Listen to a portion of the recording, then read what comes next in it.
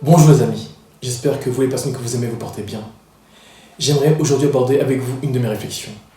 Que doit-on penser de l'argent? C'est vrai, l'argent c'est bien, c'est mal. Je ne sais pas si vous avez remarqué, mais dès qu'on parle d'argent, les gens sont mal à l'aise. Personne ne veut divulguer son salaire, ou parler du prix d'une maison. C'est comme si avoir de l'argent était une honte, et devait entraîner de la culpabilité. Il n'y a pas mieux pour casser une ambiance que de commencer à parler pognon, fric, flouss, monnaie. Vouloir devenir riche, c'est un peu comme vendre ton âme au diable. Ce n'est pourtant pas un crime que de vouloir réussir. Pourtant, tout le monde ou presque veut travailler pour gagner de l'argent. Tout le monde espère avoir un travail avec un gros salaire, une augmentation, avoir une maison, partir loin en vacances. Nous poussons nos enfants à étudier pour gagner leur vie. Souhaitons-nous qu'ils restent dans la misère? Non, je ne crois pas. D'après Harvey Kerr, auteur du livre Les secrets d'un esprit millionnaire, connu pour ses théories sur la richesse et la motivation, il est possible de devenir riche. Il croit en la capacité des gens à créer de la richesse. Tout le monde peut avoir du succès. En fait, tout le monde peut devenir riche. Mais beaucoup de gens se disent « Je ne veux pas devenir riche. Je ne veux pas affronter tous les défis que ça comporte. Je veux une vie tranquille. » Et c'est là que le bas blesse. La tranquillité et la commodité sont un échec assuré quand on recherche le succès. Vous devez donc être prêt à affronter une situation inconfortable si vous devez évoluer. Ce n'est que comme ça que vous pouvez faire autre chose que ce que vous avez fait jusqu'à maintenant. Si vous continuez à faire ce que vous avez toujours fait, vous n'obtiendrez que ce que vous avez déjà obtenu. Il faut changer. Et c'est là tout le problème. Pourquoi? Parce que les êtres humains ont leurs habitudes. Vous allez devoir changer vos habitudes. N'essayez pas cependant de les changer d'un coup. Ça ne marchera pas. Mieux vaut changer une habitude cruciale à la fois. Et si vous arrivez à changer une seule habitude, avec Kerr vous garantit que votre vie changera. Lorsque nous naissons, nous sommes comme des entités vides. Nous ne savons rien. Nous n'aurons pas d'informations. Vous êtes un récipient vide et on vous bourre d'informations. D'où viennent-elles? De toutes les personnes et des choses qui vous entourent. Très vite, on devient un produit et le résultat de ces informations. Alors pourquoi pensons certaines choses? Pourquoi les personnes pensent d'une certaine manière? Parce qu'elles ont des informations emmagasinées dans les fichiers de leur cerveau. Et donc les seules pensées que vous pouvez avoir sont celles qui sont dans les fichiers de votre cerveau.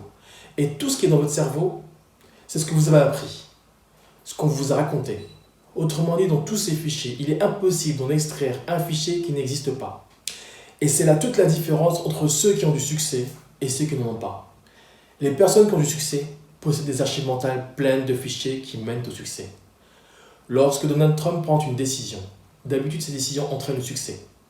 Mais comment se fait-il que ces décisions se traduisent toujours par un succès? Eh bien, les fichiers mentaux de Donald Trump sont tous fondés sur le succès et la richesse. Tout cela est normal et naturel pour lui.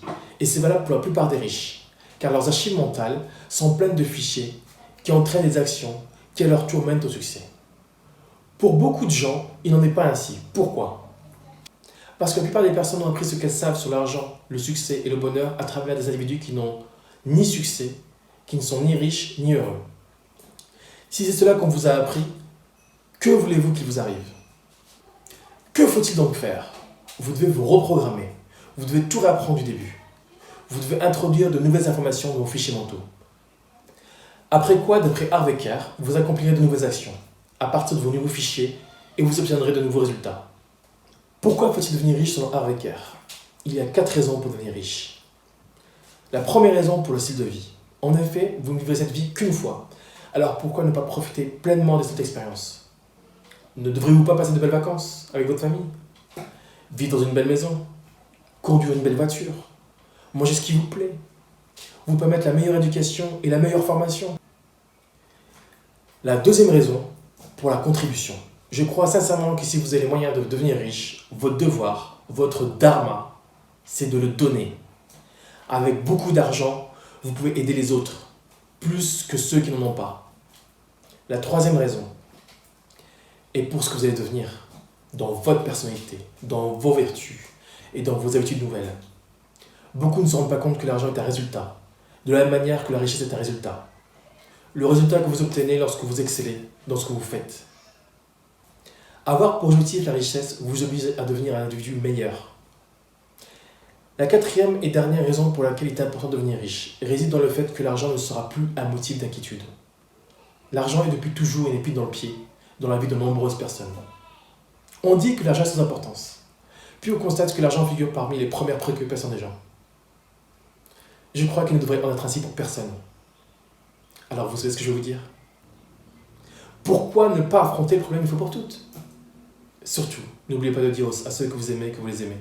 Que la paix soit sur vous. À bientôt, Inch'Allah.